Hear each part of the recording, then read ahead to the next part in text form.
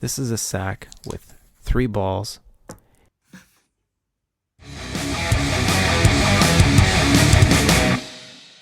Greetings. I'd like to begin by taking a moment to say thank you for clicking on this video. So, let's go ahead and take a look at what we have here. This is The Wall, the Immersion Box Set. I picked this up used in Japan once again. This was approximately 8,000 yen, which comes out to roughly $52 US. So a very good purchase. And what surprised me most is that basically this was a new item that had simply been opened. Most likely the person simply played the discs once, perhaps ripped them or didn't like it, but all the contents inside are new. As you can see here, these are the cardboard coasters that come with this item. They're still sealed in plastic. I don't believe I have any use for those. The discs are all in excellent condition. And we'll take a look at them in just a moment. We've got this sack here with some items inside. We'll take a look at that later. As you can see, the envelopes are perfectly crisp in new condition. The paperwork inside is in perfect shape. We got these replica concert tickets and backstage passes. I think this one here is a sticker. Obviously, I'm just going to keep it in this mint condition. Here's the replica ticket. And it's a little strange here. This is a used item, but I want to be extra careful since everything is in perfectly new condition. Now, I think it's worth noting here that, and this is purely my personal opinion, for these kind of box sets, I'm not really a fan of these kind of extras. I think this is something that is used to justify an increased price point, and it's not really stuff that, I suppose if you're a diehard Pink Floyd fan, you may enjoy some of these items, but frankly, a lot of this stuff is superfluous, and I'm not going to spare criticism for my own favorite band, Nirvana. I'll make a video eventually about their 30th anniversary in utero set, and I have some of the similar criticisms of the content that's included. I personally prefer a more stripped down set. For example, Nirvana's In Utero and Nevermind, the 20th anniversary editions, were these great LP sized albums with the CDs and the extra live versions and the DVD content, and then of course the large photo album that came with it, and I think that was sufficient. This kind of stuff, it's interesting,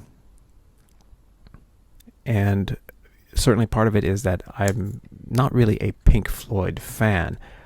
I love the album The Wall. It's fantastic. Some great songs on there, some great tracks, but I'm not necessarily a fan of the band, and so these kind of extra items were not that particularly appealing to me. That being said, the content is interesting. I can imagine if you're a fan, perhaps you would like this scarf with the brick wall pattern. I'm not sure. Again, I'm thrilled that it's in sealed new condition. Certainly for something like that, if it's going to be used, you probably are not going to be wearing it. And then again, even if it's new, I'm not sure that somebody's going to open up and wear it. So here's the booklet with the contents for this album. You got the 2 CDs, the original 2-part The Wall album, which has been remastered. You got the 2 CD live version, which is something that I really wanted. That was one of the motivations for me to get this so-called Immersion Box Set. And then you have this interesting additional content, which turned out to be a little bit disappointing.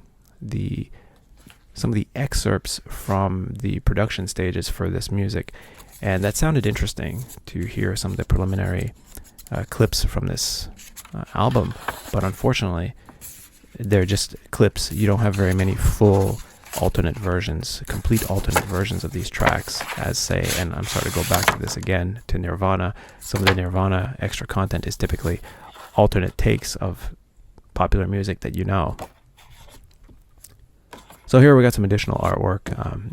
These are interesting. I'm not going to deny that it's pretty cool, but I'm not sure if again, if this was if this is a band that you're truly fond of, then perhaps you'll find this quite interesting. But again, I'm trying to make a comparison here with my favorite band, Nirvana, and I'd say, this kind of stuff, it doesn't appeal to me that much. This reminds me a little bit of the Kurt Cobain box set that came out, and there was some of Kurt Cobain's artwork, and that's not something that I personally need to own. I think especially that you can see all this stuff probably online in one form or another. But these are interesting. I could see somebody perhaps wanting to frame these if this brings back memories of a certain time period. Obviously, it's very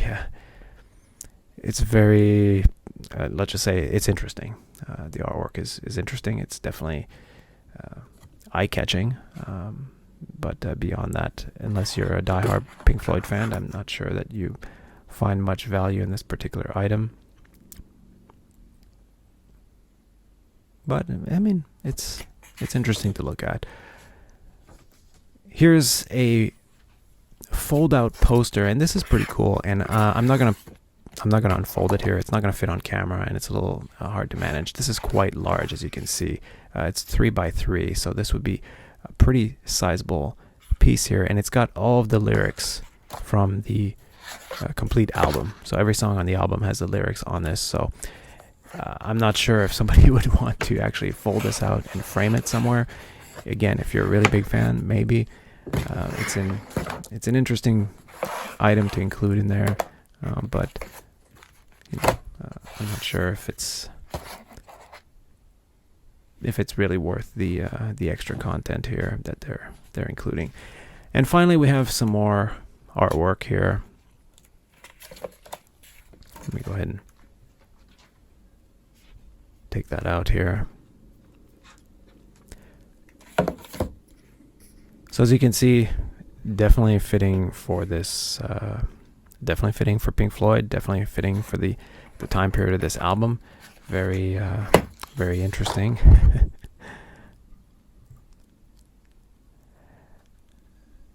Now, you may notice toward the top, and I'll get back to this toward the end of the video, you see all these scratch marks. This is not because it's used. This is actually from one of the contents that I'll discuss it at the end, and that's very unfortunate, particularly if somebody's interested in this and if somebody wanted to frame this. That'd be very unfortunate that one of the contents did some damage to it here. So here's the album. I'm going to flip through it pretty quickly here.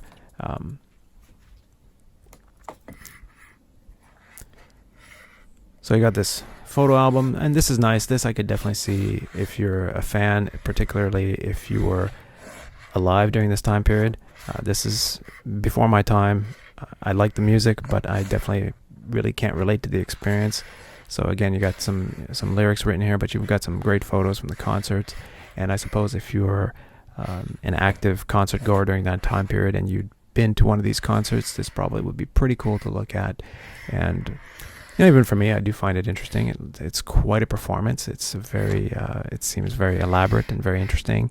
The artwork again is very unique, very Pink Floyd, and very fitting for that time period. Seems like again,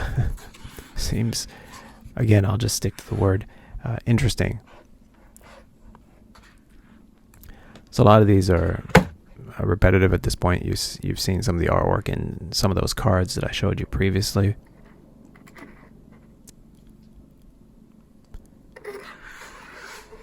It's very, to me at least, it's very Alice in Wonderland, and it's, there we go, some more of the lyrics, and it certainly makes for a good booklet. And this, I think, is, what I had in mind for an ideal box set would be just the 6 CDs, the DVD, and then, this booklet and the other booklet that comes with it, and I think that would have been great.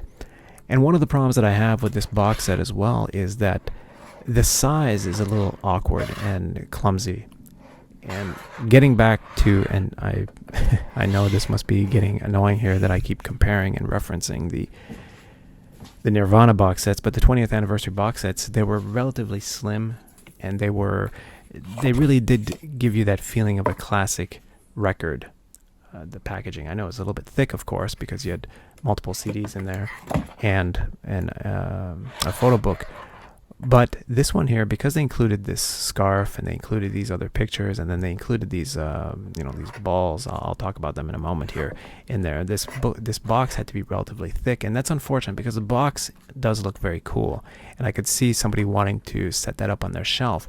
But because it's so thick, it's a little bit cumbersome to deal with, and so it's truly unfortunate. I think this would have been a really good album if they had made the box a bit slimmer, included these two books and the CDs only. Nobody's going to wear that scarf. Nobody's interested in those weird marbles. And as I'll talk about in a moment, the marbles actually end up damaging some of the contents inside. But, these two booklets here, that's cool. And that's good. But you can perhaps see just how deep the album is, this box is. And that's unfortunate. All right, so here are the discs. So this is the first remastered disc of the original album, The Wall. Very straightforward here. Let's get these out. And I'm quite picky when it comes to securing and protecting the discs, and I really do hate these cardboard envelope slips, but it is what it is. So, excuse me, this is the DVD actually. So I'm probably not going to look at it. I'm interested only in the album and the live version, and I'm going to go now with the Wall, the first disc. So let's go ahead and have a look at the disc here. These are cool, as you can see. It's got some nice artwork that matches this set. As for the quality, I'm really in no position to evaluate it. Whenever I listen to these remastered discs, honestly, I just don't have the stereo equipment needed to probably make or to be able to notice any kind of upgrade with these remasters. I've certainly done this with other albums that I've purchased in the past. I listened to the original from the 90s, and then I listened to the remastered version from 2011 or 2021 or whatever. And seriously, I really I can't pick up any difference. Either I'm not an attentive enough listener, or the stereo equipment is just not adequate. And I use the term stereo equipment quite loosely because I'm basically listening on my computer. So we've got this other disc here, and this is, again, the artwork is nice. It's matching. And as I said, the original album is fantastic, of course, worth getting. The live album is also excellent. I love the live performances. They're terrific. The quality is great. The one part that disappointed me were these excerpts, the discs 5 and 6. I'd hoped that would shed some interesting light on the production side and some alternate takes, but it really wasn't what I expected. Some of these are just like what do we have here, like a 14-second excerpt from The Wall, from Another Brick in the Wall. It's basically like one chant is played. I don't know if that was a practice or a demo. So it's really unfortunate. These aren't really alternate takes, and that's what I'd hoped for. So that's my own fault, of course, not reading closely. But for me, this was really worth it just to get the original Wall album remastered, and then to get that full live performance. That's hard to get, so that was worth it at this price point. For the full price, when this was new, I certainly probably would not have paid that over $100. So you see here that damage I was talking about. This is why it happened. It's because of this right here. So this is a sack with 3 balls, and these balls,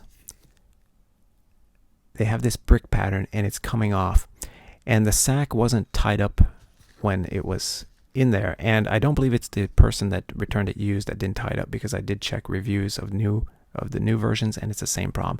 And as you can see on this tissue here, this pattern is coming off, and it's when they got loose in the set, it spread all over onto the artwork and so on. So that does it for The Wall, the Immersion Box Set. Thank you very much for watching this video.